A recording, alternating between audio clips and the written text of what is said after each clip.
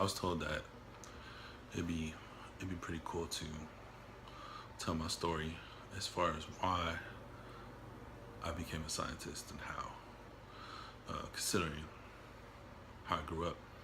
Basically, I was raised by my grandma. Um, my parents weren't in the picture. I grew up in poverty. I lived the street life because I had to. So that in itself sets you on a certain trajectory to where most people end up in jail or career criminals, or you just end up like hooked on drugs or on bullshit, and and I know people like that that ended up that way. What made me rise up out of that when I had everything stacked against me? Um, part of it is just in my DNA. I've always been a fighter. I've always fought for everything I wanted. Um, when someone told me no, I can't do something, of course I want to fucking do it, and that speaks, volumes. But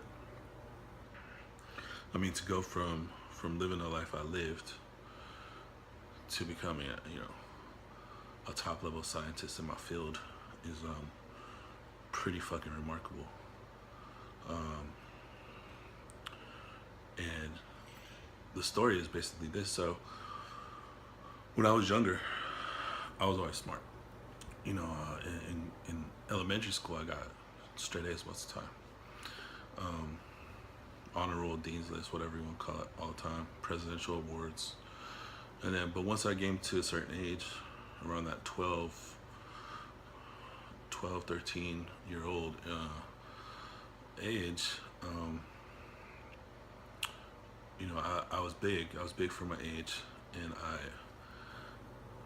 I basically started hanging around with the older people in my neighborhood, which are hustlers and drug dealers and what you call thugs.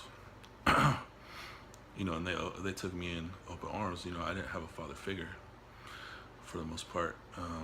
My father figure was streets, so certain individuals took me under their wing, and and it was a win-win situation. Win for them because they had a youngster that didn't give a fuck, allowed me to learn the streets and learn how to hustle and learn the code and learn how to survive out there.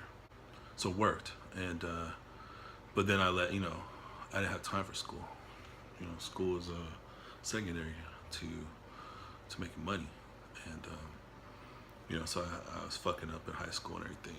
And at one point I realized how fucked up I was. So I went into independent study, so that way I could still graduate. And like I said, I was smart, so I was able to make up a lot of lost time within like a year, and then basically make up enough credits to graduate high school. I used the independent study to my advantage because, for one, I didn't have to go to school, and I could just knock out my work as needed. And then so that allowed me to get my high school diploma from the adult school. So when I was younger, I wanted to go to college, but I thought that's for rich kids, and I thought it was out of reach. I was ignorant. Like I didn't realize there was like programs and everything else. And then plus when I fucked up in high school, it was like kind of,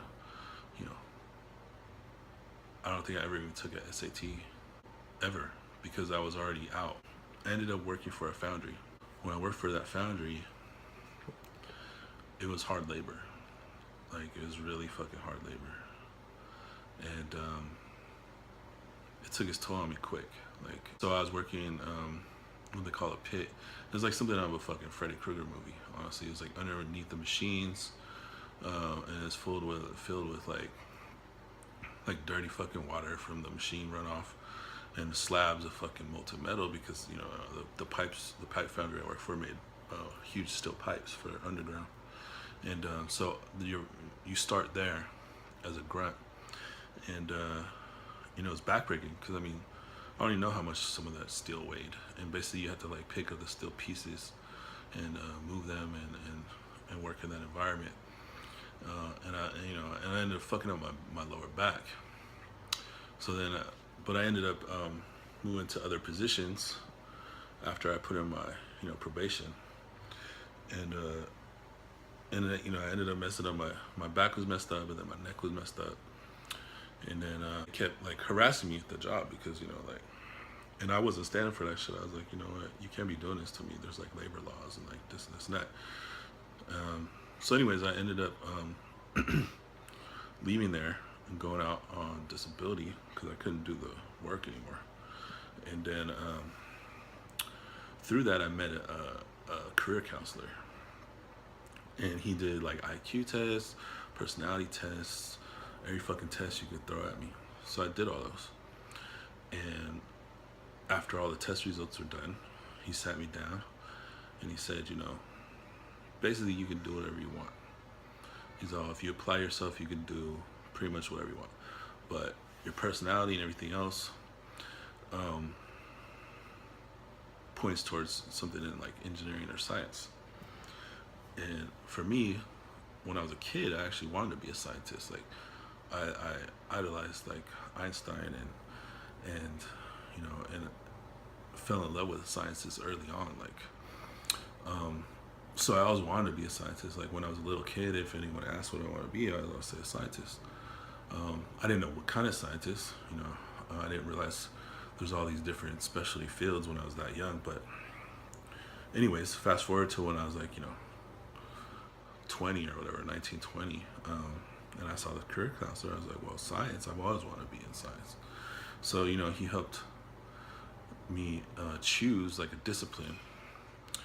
And at that time, biotech was just really starting to take off. And he showed me the projections and everything. And he's like, this is like a great field to be in because you'll have job security. You have to start at the bottom, and you're not gonna get paid much at first, but it'll pay off in the end. And when you tell someone like me, you're not gonna get paid, I was just making like, I think when I started, I was making like $11.25 an hour, but it was backbreaking work. And so when you're talking about doing entry level stuff like for like whatever 12, 13, 14, 15 bucks an hour, at that time I was like, fuck yeah, like that's cool, like I can do that. So basically the way the career counseling worked was their job was to basically turn you back over to the workforce as soon as possible. Like, go get a certificate,